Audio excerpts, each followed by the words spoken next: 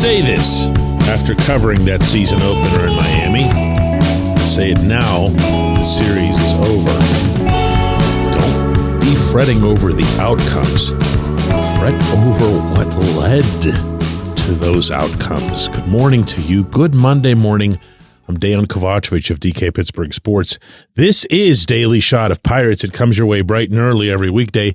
If you're into football and or hockey, I also offer daily shots of Steelers and Penguins in the same place that you found this.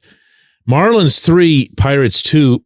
It was Miami's third win of the 4-game series, all three by walk-off, which means all three came with that bonus level of pain and also that sense that, you know, you're kind of right there, and if only this one thing wouldn't have occurred, and then you begin picking at the scab of that one thing and saying, aha, Ji-hwan Bae did this, and if that hadn't, or David Bednar did this, or Colin Holderman did that.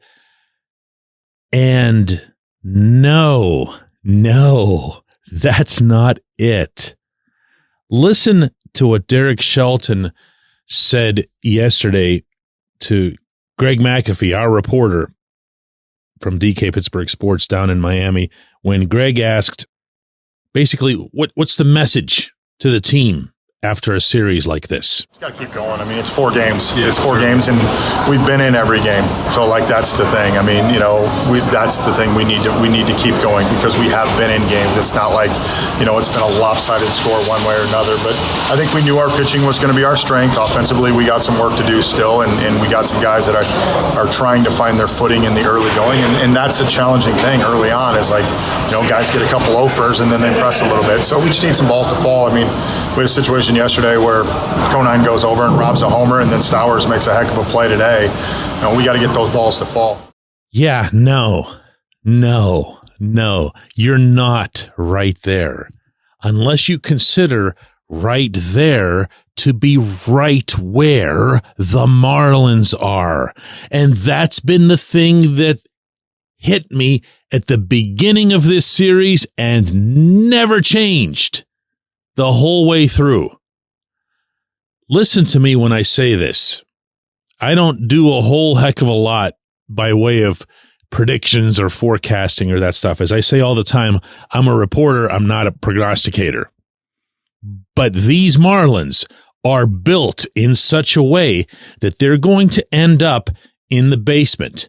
They're going to end up being really, really, really bad over the course of 162 games. I don't know that they'll be White Sox bad, but they're going to be bad.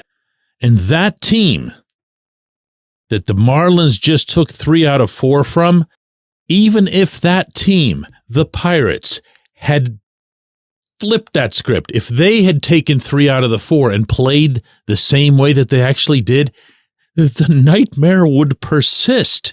Because all that happened here was for 4 days, the Pirates and the Marlins were mirror images. Across the board, up to and including even Paul Skeens and Sandy Alcantara both pitching great. That obviously became a neutralizing factor in that game. But everything from there on, what were the distinguishing characteristics between these teams across the board? Did one hit better than the other? No. Did one defend better than the other? No. God, no. Did one run the bases better than the other? Well, the Pirates had a whole bunch of steals. They also made a bunch of messes on the base paths. Not just by players either. Mike Rabello had some of the worst third base coach sends you will ever see in this series. O'Neal Cruz just flat out didn't bother to run, breaking off second base when there were 2 outs and a ball was hit into the outfield, then got thrown out at home. And no, I'm not going to start getting into listing it, because then this show runs, as somebody joked yesterday on social media, your next episode of Daily Shot of Pirates is going to be like 45 minutes or whatever. No, it's not. I'm not going to torture you with that any more than I'm going to torture myself with it. I will say this, and I don't say it often. A series like this one specifically makes two people look bad, but one of them actually worse than the other. The two people, of course, being Ben Cherington, who built this roster, and Shelton, who's responsible for the day-to-day running of that roster. The one thing that I can't do is to look at this series that was just played and say that the Marlins have a better roster than the Pirates do. I don't think there's that much difference, but there's some. The Marlins don't have a Brian Reynolds, for example. The Marlins don't have a Mitch Keller. And I could throw in a couple other names, but not many. My point stands. The Pirates roster is at least a little bit better than the Marlins.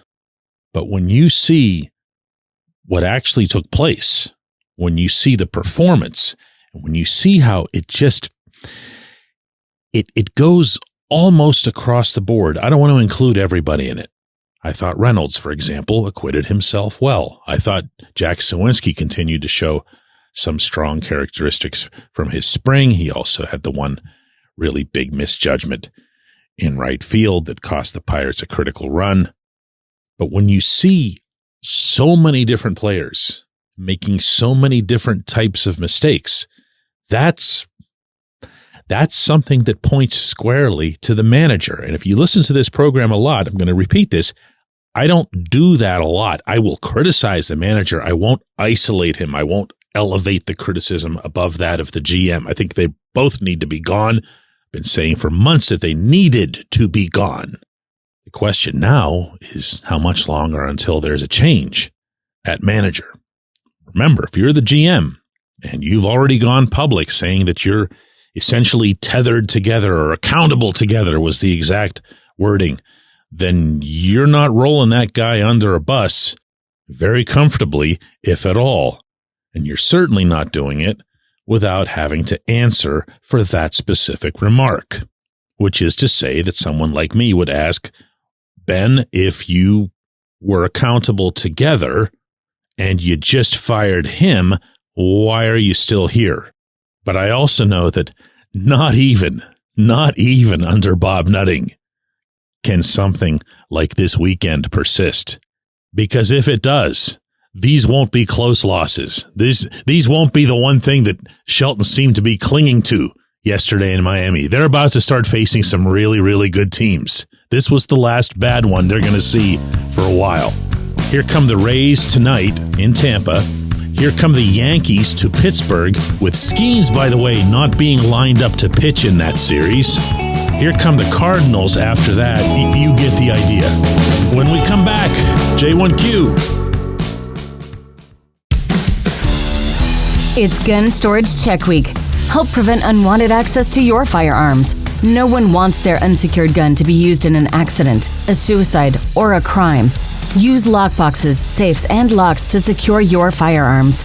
Learn more at gunstoragechek.org. That's gunstoragechek.org. Brought to you by NSSF, the Firearm Industry Trade Association.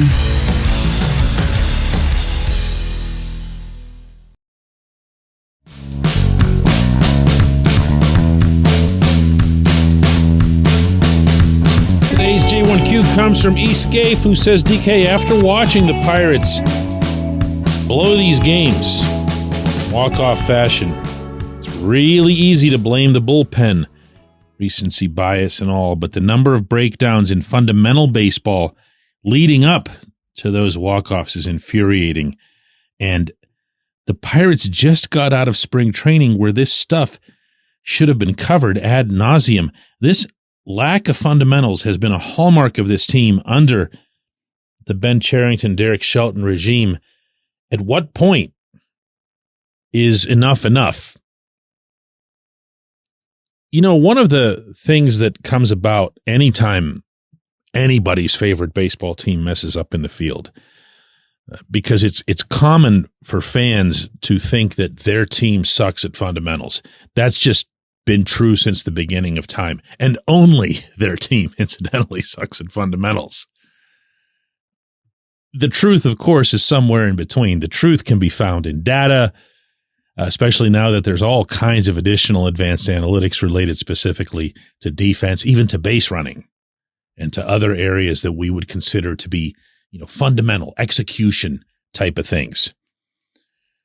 It's a great misnomer that the Pirates and or other teams don't practice these things, that they don't commit long portions of long days to them in spring training. However, there's a difference between doing something a lot and doing something well. There's a difference between sending a message and having the message received.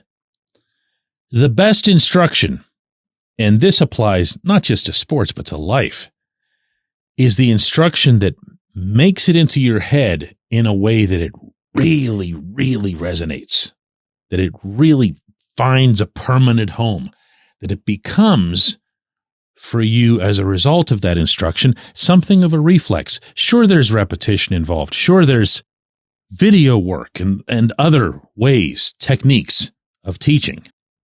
But if they aren't making it through, and there's a persistent pattern that suggests it can't just all be on the players, then the amount of time and effort that you're investing in it isn't the issue. It might just be that you're not very good at it.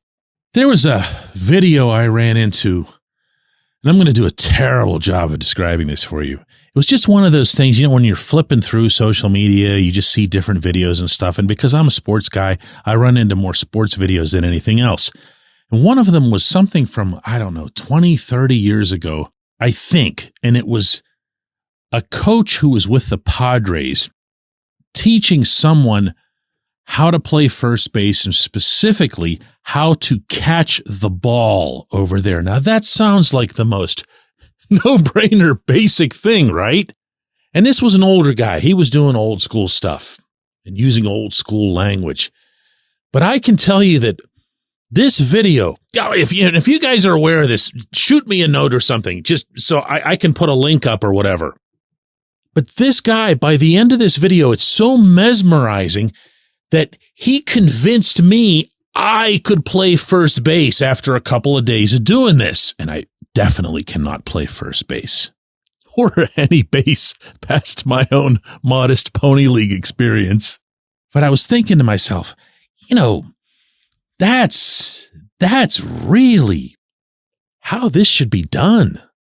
That's how this should be both delivered and absorbed.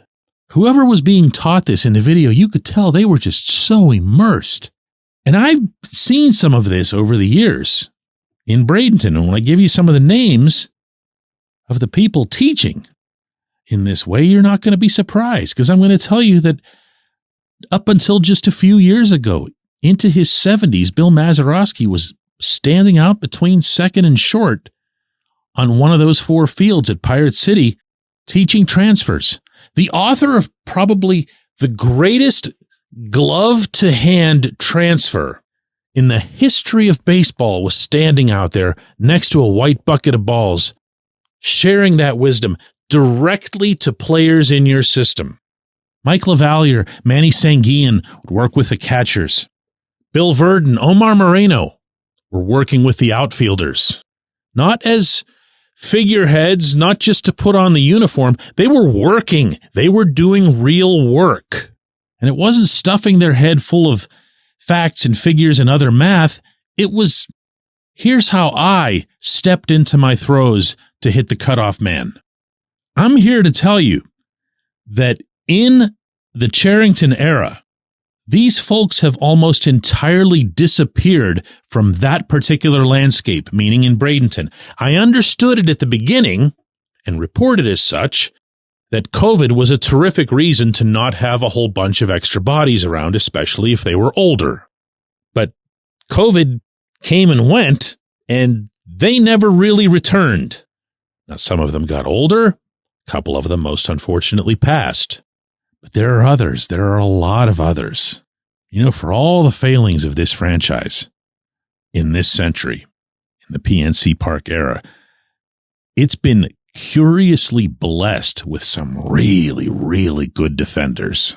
And I'd love to see them around. Wouldn't you? I don't mean just to get their autograph or whatever you would be interested in at Pirate City. You know, if you see a Jack Wilson or a Freddie Sanchez who can teach you the middle infield, or you see a Kevin Young or an Adam LaRoche who can show you how to pick it at first base, wouldn't that make more difference than these 25 or 30 collared shirts they have roaming those fields, claiming to be there for analytical purposes, which is the goofiest sight I saw this spring? Just saying, it's not all the manager, okay? That much is on the GM.